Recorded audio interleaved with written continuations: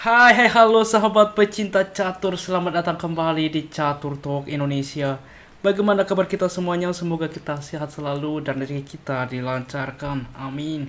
Dan pada kesempatan ini teman-teman, saya akan memberikan kepada Anda salah satu gambit paling agresif dan juga berbahaya jika lawan Anda terjebak di dalam gambit ini. Dan tentunya kita akan membahas secara mendalam, dan ini adalah permainan miniatur dari Magnus Carlsen, permainannya di Lichess menghadapi Andrew Tam dengan username DR Nectarstein menghadapi C9 5 kali. Dan sebelumnya teman-teman, bagi Anda yang ingin mensupport channel ini, link donasi di deskripsi dan kami sangat mengharapkan bantuan dari Anda. Dan untuk itu, stay tune di Catur Talk Indonesia.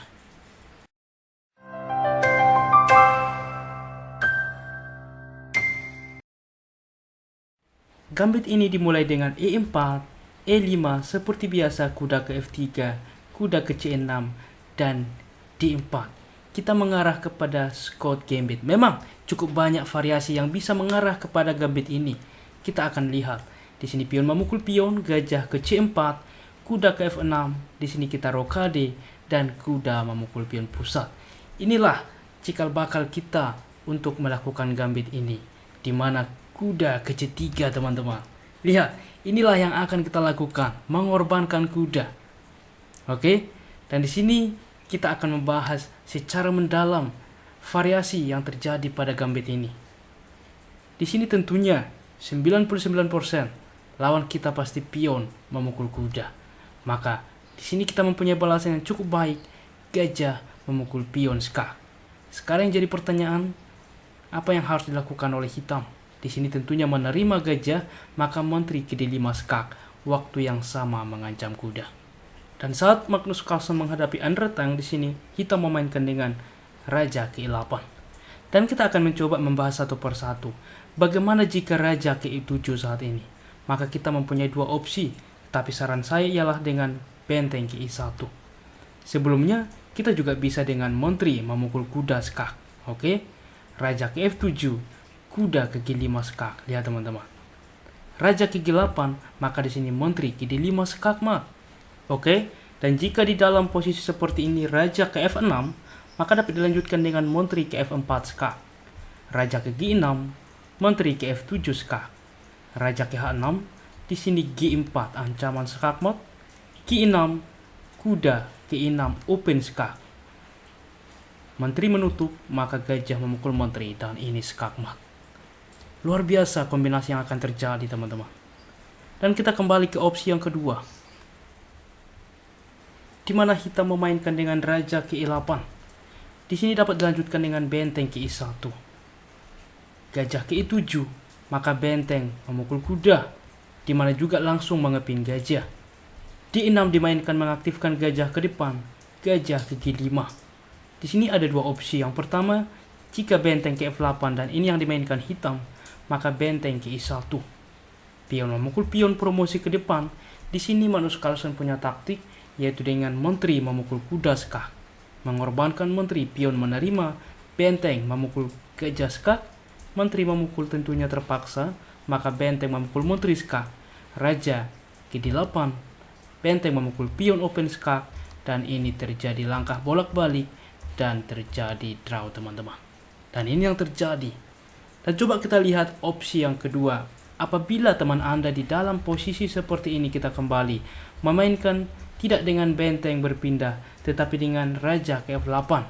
Maka kita akan membalas dengan benteng ke E1.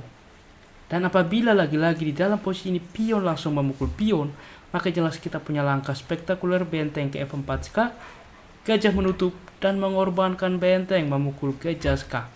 Dan tentunya menteri harus menerima, tetapi kita tetap menang karena apa? Unggul menteri, menang kualitas. Dan apabila pion menerima, maka gajah ke H6 dan ini skak mat. Luar biasa teman-teman. Dan kita akan membahas satu lagi variasi yang mungkin saja terjadi. Dan di posisi ini kita sudah melihat raja berpindah ke E8, raja ke E7. Bagaimana saat ini raja berpindah ke F6? Maka kita akan melanjutkan tetap benteng ke E1. Kuda ke E7 dimainkan mengancam menteri. Di sini menteri memukul kuda teman-teman.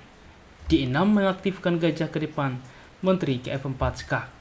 Apa yang harus dilakukan? Apabila gajah menutup, maka pion maju, gajah akan hilang.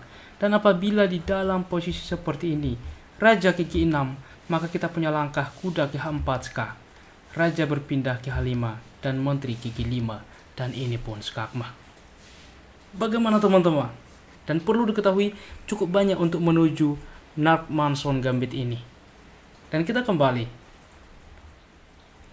Di mana gambit ini juga bisa dengan E4, E5 dengan gajah terlebih dahulu bisa juga. Di mana kuda ke F6, D4 tentunya. Pion memukul pion, kuda ke F3, kuda memukul pion, kita rokade, kuda ke C6. Dan inilah kuda ke C3 teman-teman ya.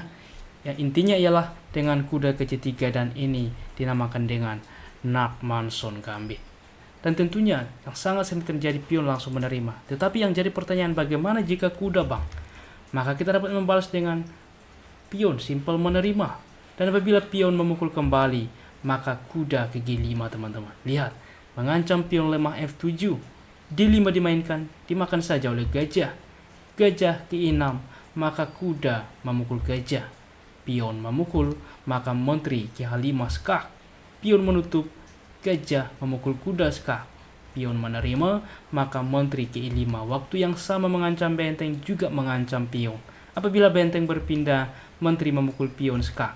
Lihat teman-teman, di sini juga waktu yang sama mengancam benteng. Jadi apapun dibuat menutup skak, baik gajah maupun menteri, tetap saja benteng akan hilang.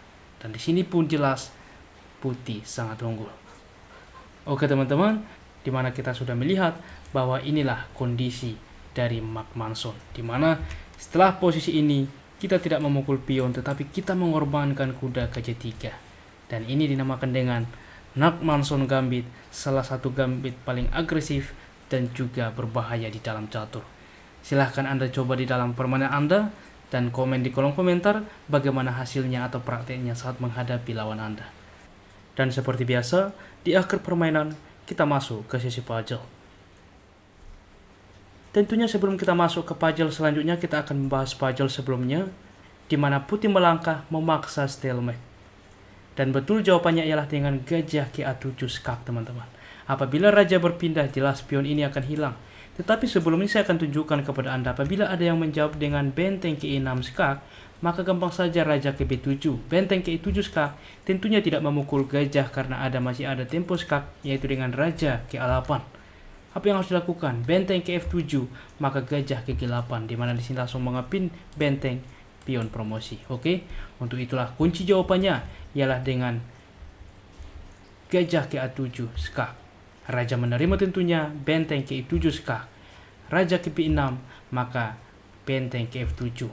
Dan gajah ke G8 mengepin, di sini raja ke A4. Kita lihat teman-teman, di sini fungsinya gajah melindungi pion sehingga juga tidak ada pelarian bagi kita. Dan di sini apabila dimakan tentunya dan kita tidak bisa bergerak, dan begitu pun jika promosi teman-teman. Dan inilah yang menjadikan puzzle ini stalemate. Oke, dan kita masuk ke puzzle selanjutnya. Dan lihat teman-teman, di posisi ini bahwa terlihat kualitas hitam lebih baik, tetapi temukan langkah terbaik bagi putih dan memaksa draw di posisi ini. Putih melangkah dan draw, tuliskan di kolom komentar dan kami akan memilih dan mengepin bagi jawaban yang benar sehingga dapat dilihat oleh semua sahabat pecinta catur. Baiklah teman-teman, demikianlah trap atau jebakan catur hari ini. Dan jika kawan-kawan suka dengan konten catur seperti ini dan kita akan membuat selanjutnya, silahkan tuliskan di kolom komentar. Dan tentunya mari juga kita support terus percaturan kita Indonesia yang semakin jaya. Salam Catur Talk Indonesia, sampai jumpa di video berikutnya. Keep sharing and keep loving. Bye-bye.